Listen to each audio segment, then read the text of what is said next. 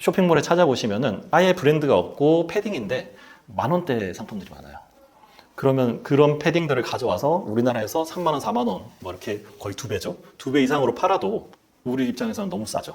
너무 싸기 때문에 마진율을 많이 붙여도 국내 상품보다 저렴하기 때문에 판매의 경쟁력이 안녕하세요. 중국 구매대행 쇼핑몰 운영하고 있는 알버트입니다. 오늘은 중국 구매대행에 대해서 전반적인 내용들을 설명을 드리려고 합니다. 우선은 제가 지금 어느 정도 매출을 내고 있는지를 보여드리기 위해서 그래프를 가져왔는데요. 월 1억 정도 지금 현재 판매를 하고 있고요. 매출 자료는 이제 돈 버는 아카데미 카페에서 중구대 매출 인증란을 보시면은 확인이 가능하십니다. 지금 그래프를 보시면은 제가 21년도 8월부터 시작을 했고요. 대략 3년이 조금 넘었죠. 4년 차가 되었고 첫 달부터 매출이 다행히 한 1,000만 원이 넘어가게 되면서 그때부터 바로 업로드 알바를 뽑고 그리고 소싱 알바를 뽑고 하면서 이제 점점 매출을 키워왔고요. 중간중간에 이제 매출이 뚝뚝 떨어지는 구간들이 있는데 그 구간들을 이제 잘 버텨서 넘어오면서 계속 진행을 하고 있습니다. 그러면 오늘 이제 강의 자체가 중국 구매 대행에 이제 아예 모르시거나 초보분들 대상으로 하는 강의이기 때문에 기본 개념부터 먼저 설명을 드리겠습니다. 첫 번째로 이제 우리가 먼저 해야 될 것들은 상품을 골라서 한국에 있는 플랫폼들의 상품을 올립니다. 네이버나 쿠팡, 옥션, 지마켓, 11번가, 롯데온 이런 플랫폼들에다가 상품을 올려놓고 그 상품을 한국의 고객이 구매를 했을 때 그러면 이제 저희가 재고를 가지고 있는 게 아니라 중국에 있는 쇼핑몰에서 주로 타오바오라던가 1688이라던가 알리 뭐 이런 그 중국 쇼핑몰에서 상품을 구매해서 그리고 이제 대부분 한국 주소로 바로 배송되는 곳도 있긴 하지만 그런 것보다는 중국 내 주소가 있어야 배송을 받을 수 있는 경우가 더 많습니다. 그러면 이제 중국 내 배송 주소를 쓸 수 있는 배송 대행지를 사용을 하게 됩니다. 그래서 배송 대행지 같은 경우에는 대부분 다 한국인 사장님들이 이렇게 운영을 하고 계시고 그분들께서 이제 운영하시는 데다가 주소를 받아서 저희가 중국 주소를 받아서 중국 쇼핑몰에다 넣은 다음에 그쪽 주소로 갈 수 있도록 이제 주문을 하는 거죠. 주문을 하고 나서 배송 대행지에는 신청서를 작성을 합니다. 신청서를 작성을 해서 신청서대로 이제 배송이 왔을 때 배송 대행지에서 상품을 받으면서 상품 검수까지 다 진행을 해줍니다. 혹시나 상품이 잘못 오진 않았는지, 오배송 되진 않았는지, 아니면 오다가 파손되진 않았는지 이런 것들을 다 검수를 해주고요. 그러고 나서 무게를 측정을 해서 배송 비용을 저희한테 알려줍니다. 그럼 이제 그걸 결제 대기를 하고 있으면 저희가 결제를 하게 되면은 배나 비행기에 실어서 한국으로 보내면서 국내 세관에서 통관 접수를 합니다. 그러면 이제 세관의 이제 통관사를 통해서 통관 접수를 하고 통관에 이상이 없이 통관이 되고 나면은 바로 연계된 국내 택배사로 보통 이제 CJ 대한통운이나 한진택배를 많이 쓰는데 이 택배사로 바로 상품이 넘어가고 국내에 있는 고객들에게 직접 전달이 되게 됩니다. 그러면 이 과정에서 저희는 상품을 직접 눈으로 볼 수 있는 과정이 없습니다. 그래서 재고를 가지지 않고 무재고로 하는 사업이고요. 그리고 고객이 받고 나서 구매 확정을 하게 되면은 마켓에서 저희한테 돈이 들어오는 이런 식으로 시스템이 구축이 되게 됩니다. 그러면은 전반적으로 이제 매출이나 영업이익, 마진율 이런 단어들을 조금 아시면 좋은데요. 매출 같은 경우에는 보통 이제 고객이 마켓에서 결제한 총 금액들을 합친 거를 매출이라고 합니다. 그래서 제가 월 매출이 1억이 이상 나왔다라고 하면은 쿠팡, 지마켓, 뭐 네이버 이런 데서 이제 결제한 금액들 고객이 결제한 금액이 1억이 넘어갔다는 거고요. 근데 이게 조심하셔야 되는 게 세금에서 말하는 매출하고는 개념이 좀 다릅니다. 그리고 이제 영업이익 같은 경우에는 고객이 결제한 금액에서 상품 원가, 저희가 샀을 때 상품 원가하고 마켓 수수료가 있거든요. 마켓 수수료 같은 경우에 뭐 옥션 지마켓 같은 경우는 13%, 스마트 스토어 같은 경우는 6% 이런 식으로 이제 마켓 수수료가 빠지고요. 그리고 배송 비용, 중국에서 한국까지 바로 배송하는 이 배송 비용까지 빼고 나면은 그것이 영업이익이 됩니다. 영업이익이 되고 그 영업이익을 매출로 나눈 다음에 100을 곱하면은 마진율이 나오는데 정확하게는 이게 마진율이라고 얘기하면 안 되고 영업이익률이라고 얘기를 해야 되지만 대부분 쇼핑몰 하시는 분들이 다 이거를 마진율이라고 얘기하기 때문에 제가 그렇게 소개를 드렸고요. 그래서 매출, 영업이익, 마진율이 어떤 개념인지를 좀 아시면 좋고요. 그러면 영업이익에서 제가 사용한 추가적인 비용들 있죠. 인건비라든가 프로그램 비용이라든가 이런 것들을 다 제외하고 남은 순이익, 실제로 얼마 벌었는지가 중요하죠. 그래서 실질적으로 제일 중요한 거는 이 비용을 다 제외하고 남은 순이익이 중요하다라는 거고요. 그리고 구매 대행을 서비스의 개념이기 때문에 세금을 신고하실 때는 매출이라는 게 아까 결제한 금액이 매출이 되는 게 아니라 그거를 결제했고 저희가 그 상품을 보내주고 나서 서비스 요금으로 받는 게 매출이 되는 거예요. 그래서 실질적인 영업이익이 매출이 됩니다. 위탁이라던가 사입하시는 분들보다 매출이 작게 잡혀요. 그렇기 때문에 처음에 구매 대행으로 시작을 하시면은 간이 사업자나 이런 걸로 하시는 분들은 간이를 조금 더 오래 유지하면서 세금 혜택이나 이런 것들을 좀 받으실 수가 있다라는 거고요. 그러면은 중구대로 온라인 쇼핑몰을 시작해야 되는 이유는 어떤 게 있는지를 말씀을 드릴 건데, 최근에 핫한 게 이제 쿠팡 로켓그로스나 아니면 건기식 아니면 내 상품을 가져와서 브랜딩하는 이런 이제 사입해서 파는 상품을 사입해서 파는 그런 방법들이 핫하게 이슈가 되고 있는데, 사입 같은 경우에 결정적인 문제점이 있습니다. 사입을 해서 굉장히 잘 팔게 됐어요. 잘 팔게 돼서 월 1억의 매출이 나왔습니다. 물론 더 훨씬 더 잘하시는 분들 많지만 월 1억 정도 팔게 됐으면은 이거를 유지하기 위해서는 한 달 반 이상의 재고가 필요합니다. 그러면 1.5억, 거의 1억 5천 정도의 이제 재고가 최소 필요하고요. 그게 이제 쿠팡 로켓크로스를 한다 그러면은 쿠팡에도 들어가 있고 재고로, 그리고 제 창고에도 들어와 있겠죠. 그리고 배송 중인 것도 있을 거고 쿠팡으로 배송 중인 것도 있을 거고, 이런 재고들을 합쳤을 때 최소 한 달 반에서 두 달치의 재고는 확보를 해야 됩니다. 그래야 그 정도의 매출을 원활하게 품절 없이 유지를 할 수가 있고요. 그러면 이렇게 잘 팔면서 유지를, 최고의 경우죠. 사실 사입을 했을 때 수익을 못 내시는 분들이 훨씬 많은데 어쨌든 굉장히 잘 파는 경우를 가정하고 그거를 계속해서 마진율 뭐 10%, 20%를 먹으면서 순이익을 쌓아가다가 그 순이익을 계속해서 재고로 재투자하게 되죠. 처음부터 자금을 많이 가지고 시작하는 게 아니면은 팔고 남아서 나오는 순이익을 또 계속 재투자를 해서 상품을 사게 됩니다. 그리고 매출이 오르게 되면은 재고를 더 많이 사야 돼요. 그러면서 쌓이는 재고가 점점 많아집니다. 그런데 마지막에 지금까지 쌓아놓은 재고를 못 팔게 되면은 1년을 잘 벌었든 2년을 잘 벌었든 그거 상관없이 재고 쌓인 만큼이 다 적자가 되는 거예요. 이거를 어떻게든 처리하는 방법을 미리 만들어 놓고 아니면은 그런 리스크를 줄이는 방법을 만들어 놓고 사입을 시작하셔야 되는데, 초보분들이 이거를 하시기에는 쉽지가 않습니다. 물론 이제 처음에 들어가서 강의 좋은 걸 듣고 해서 수익을 낼 수는 있겠지만 마지막 탈출 전략을 잘못 세우시면은 1년을 잘 벌든 2년을 잘 벌든 상관이 없어지는 경우가 많습니다. 그래서 이걸로 주변에도 월에 이제 억 단위로 가까이 하시다가 재고가 갑자기 쌓여서, 아니면 이제 경쟁 업체가 나타나서, 아니면 가품 업체가 나타나서, 그리고 쿠팡 계정에 문제가 생겨서 갑자기 못 팔게 되면은 그 재고를 다 떠안게 되는 거잖아요. 그 상황에서 이제 인건비는 나가고, 이런 상황이 생기면서 이제 문제가 급격하게 커지기 때문에 초보분들이 온라인 쇼핑몰을 시작하실 때는 무재고 사업으로 하셔야 된다고 생각을 합니다. 무재고를 하는 방법은 이제 위탁이 있거나 아니면 중국 구매대행처럼 구매대행 사업들이 있겠죠.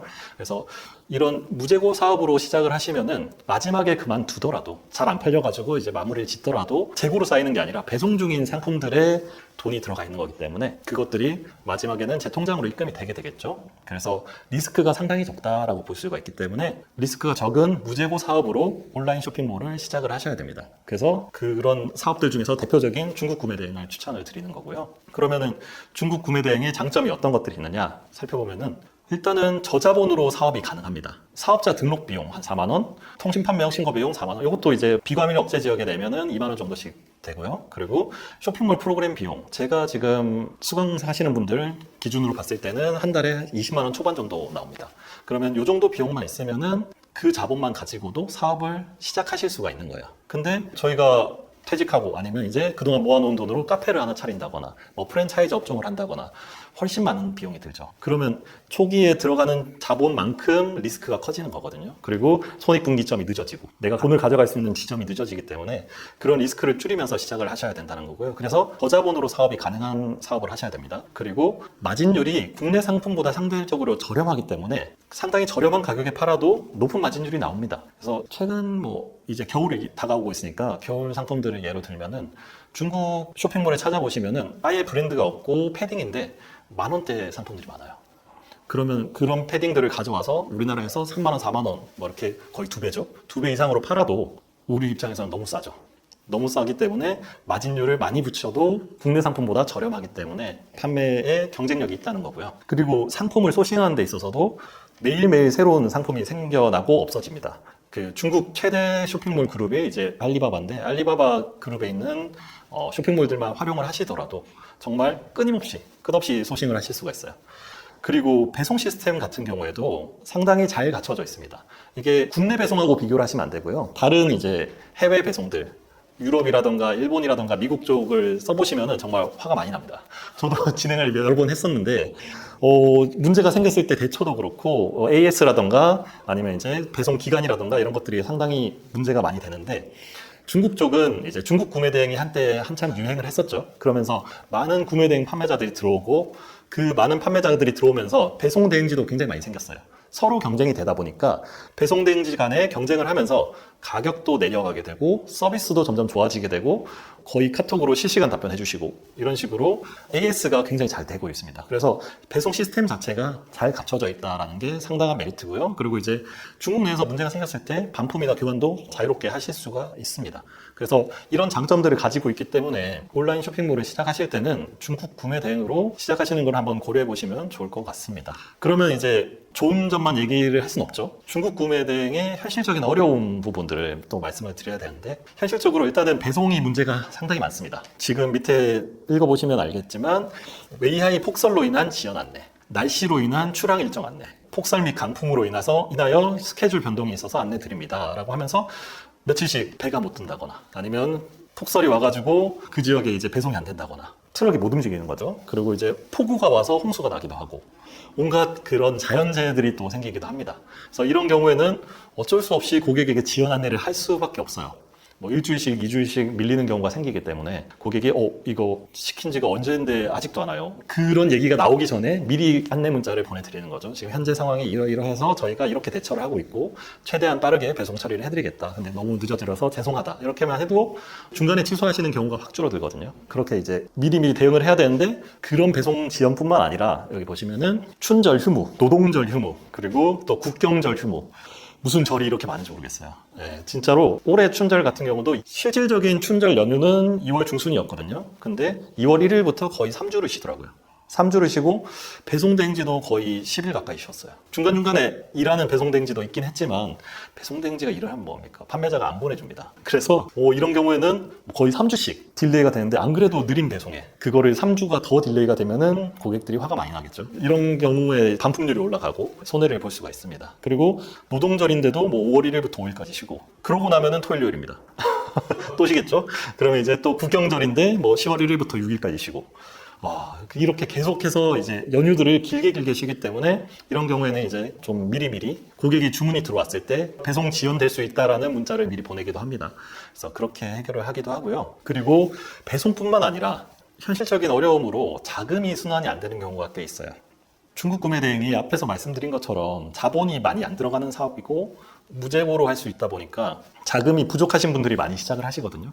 저도 역시 그랬고요. 저도 처음에 시작하는 시점에 빚도 굉장히 많았고 카드도 한도가 얼마 안 나오는 상황이었어요.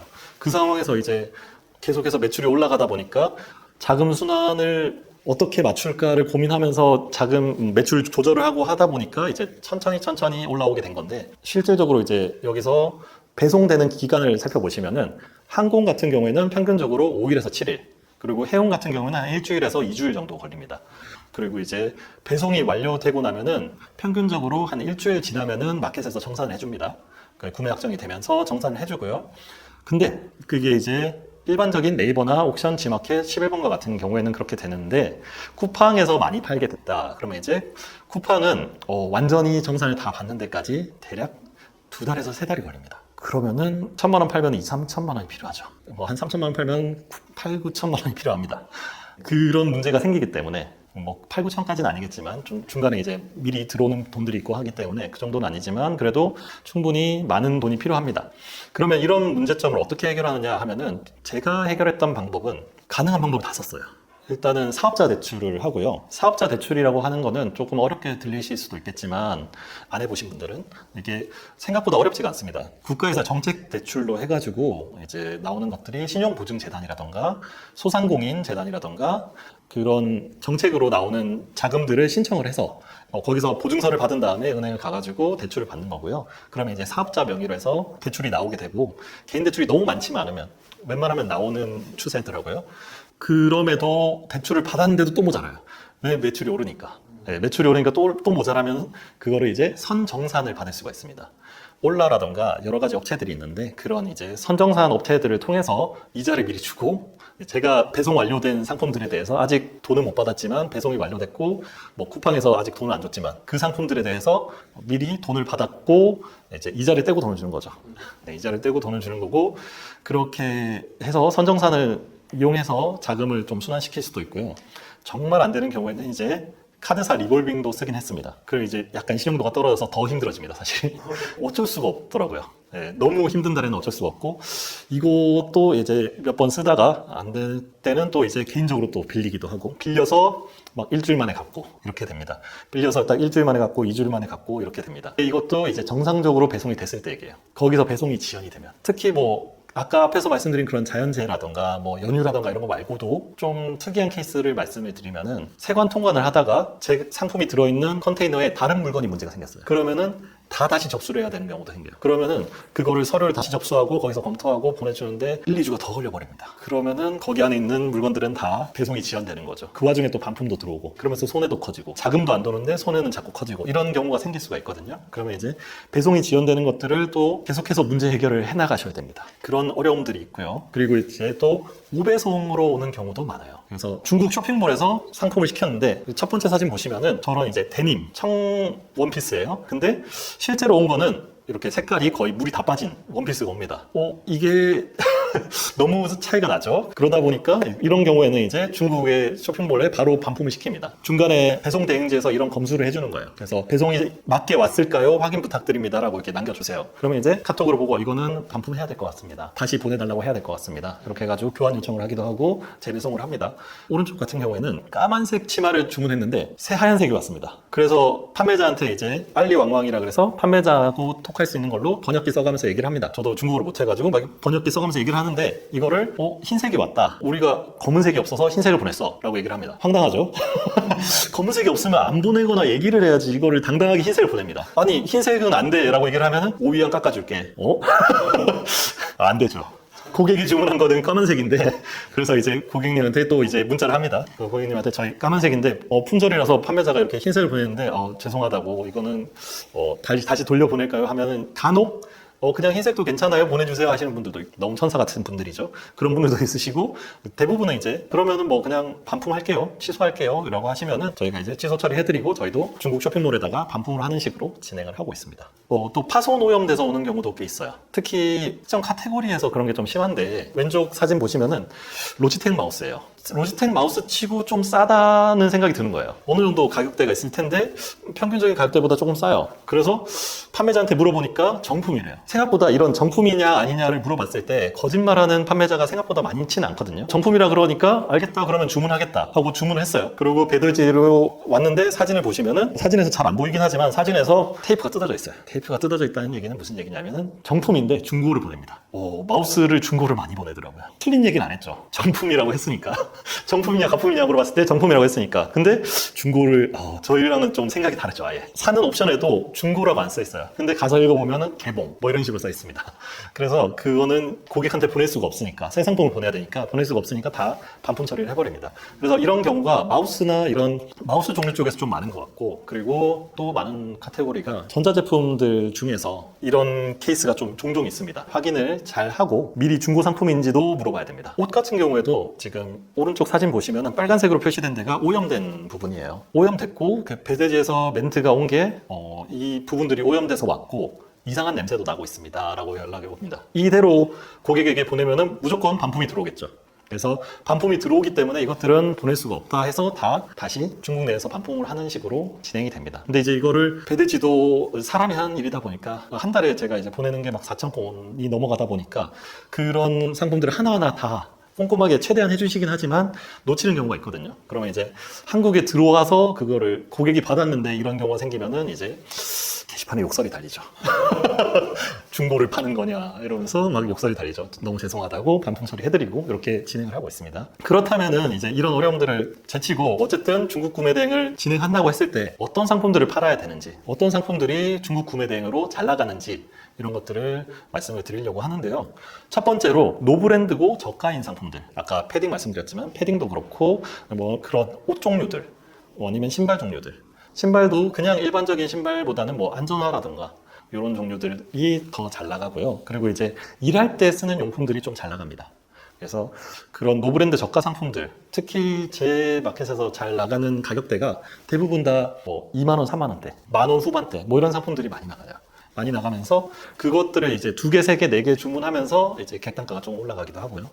그렇게 진행을 하고 있고요. 저가 상품을 판다고 하니까 이거를 수강생분들한테 말씀을 드렸더니 너무 말도 안 되는 상품을 소싱하시는 분들이 계셨어요. 어떤 거냐면 국내 판매로 완전히 싸게 팔고 있는 카테고리를 막 열심히 소싱을 하시는 거예요. 저가니까. 벽에 붙이는 고리 같은 것들 있죠. 그런 것들은 이제 그냥 3M 테이프 떼가지고 이렇게 붙이는 상품들인데, 그런 것들은 다이소에 가면은, 아니면 그냥 네이버만 보셔도 네이버에 뭐 30개 1,000원, 2,000원 뭐 이렇게 판단 말이에요. 중국 구매 대행은 구조상 배송비가 붙기 때문에, 중국에서 한국까지 보내는 기본 배송비가 있기 때문에 10,000원 이하 상품이 나올 수가 없습니다. 잘. 대부분은 12,000원, 13,000원까지가 거의 최저 가격이라고 보셔야 돼요. 그 이하의 가격대에서 국내 위탁 판매자들이, 아니면 도매를 하는 판매자들이 많이 팔고 있는 그런 카테고리, 특히 다이소에 있는 물품들은 다 피하셔야 됩니다. 그런 상품들을 아무리 올려도 주문이 안 들어올 수밖에 없죠. 2기 때 수강하셨던 분 중에서 굉장히 열심히 소싱을 하셨는데, 제가 중간에 컨설팅을 한다고 마켓을 봐드렸더니 전부 전부 그런 상품들만 꽉 채워놓으셨더라고요. 생활용품이라고 하시면서 이런 게 저렴하니까 저렴한다고 무조건 잘 나가는 게 아니에요. 그래서 다이소에 있는 상품들은 무조건 피해라라고 말씀을 드리고 있고요. 시즌 상품을 공략을 하셔야 됩니다. 근데 시즌 상품이라고 하면은 뭐 사실 제가 개인적으로 생각했을 때 그냥 겨울이니까 겨울용품, 아니면 크리스마스가 오고 있으니까 크리스마스 용품, 이 정도 생각나잖아요. 근데 그거 말고도 수많은 시즌 상품들이 있습니다. 그 시즌 상품들을 어떻게 찾으시냐고 하면은 네이버에다가 네이버 데이터 랩 하고 검색을 하시면 돼요. 네이버 데이터 랩을 검색하셔가지고 거기에 카테고리별로 1등부터 500등까지 인기 검색어가 나오거든요. 매주, 매월 뭐 이렇게 나옵니다. 그러면은 이번 달에 어떤 상품들이 잘 팔리는지가 거기에 다 나와 있어요. 그러면 그거를 한 1년치 그래프를 보시고 지금이 확실히 시즌이구나, 아니면 시즌이 지나갔구나, 이런 것들을 판단하시면서 시즌 상품들을 공략을 하시면 돼요. 가을이 지나가고 있는데, 가을이니까 뭐 나가서 등산이나 뭐 아니면 낚시 같은 걸 많이 하죠. 이거는 9월, 10월 달에 끝나요. 9월, 10월 달에 끝나고 11월 되면은 이제 날씨가 추워져서 잘 안 갑니다. 이제 단풍 마지막 시즌이에요. 근데 이거를 구매하시는 분들은 이미 구매를 다 하셨어요. 그렇기 때문에 지금 올려봐야 늦는 거죠. 그래서 반드시 그래프를 보시고 판단을 하셔야 되고요. 너무 개인적인 생각으로 물론 테스트를 해볼 수는 있겠지만, 그런 데이터를 직접 보시고 하시는 거랑은 차이가 있습니다. 그러면은 네이버 데이터 랩 보는 거를 잠깐 짧게 알려드릴게요. 그러면 이제 네이버에서 네이버 데이터 랩이라고 검색을 하시면은 이렇게 화면이 뜨는데, 네이버 데이터 랩 클릭하시고요. 여기가 이제 데이터 랩 첫 화면이고요. 여기서 이제 패션 의류 지금 들어와 있죠. 자동으로. 그러면 주간으로 보시면은 주간에 이제 인기 있는 검색어들 보실 수가 있고, 월간으로 보셔도 월간 인기 있는 검색어들이 볼 수가 있습니다. 여기서 밑에 보시면은 검색어 통계 자세히 보기 클릭하시면은 이렇게 여기다가 아까 보셨던 뭐 경량 패딩 검색을 하셔도 되고요. 앞에 화면에서 클릭을 하셔도 됩니다. 항상 보실 때 여기서 기간을 1년으로 설정을 하셔서 조회를 하시면은, 지금 경량 패딩 같은 경우는 다음 주가 피크죠. 다음 주가 피크고 이제 급격하게 가라앉죠. 두께가 얇은 패딩이기 때문에 지금 시즌에 사람들이 많이 사고, 오히려 이제 12월에 넘어가면서부터는 두꺼운 패딩을 산다는 얘기죠. 오른쪽 클릭하시면은 탑 500 해가지고 패딩 조끼, 경량 패딩, 원피스, 뭐 트위드 자켓, 이런 것들이 다 검색어 상위에 링크가 되어 있는 걸 보시면 되고요. 데이터 랩에서 월간으로 보시면은 경량 패딩이 안 보이다가 11월 달에 2등으로 올랐죠. 그리고 12월 달이 되면은 서서히 또 내려가게 되겠죠. 네, 그런 경향들을 보시면서 소싱을 하셔야 됩니다.